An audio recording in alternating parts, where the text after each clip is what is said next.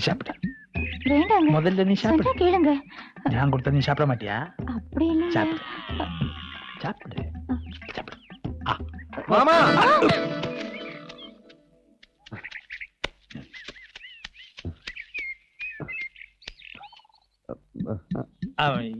இளநீ கீழே கீழே விழுந்தாச்சு.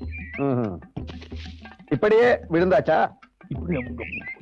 நீ எதுக்கு இப்போ இங்க வந்த? அவங்கள ஒண்ணும் பண்ண முடியாது மாமா.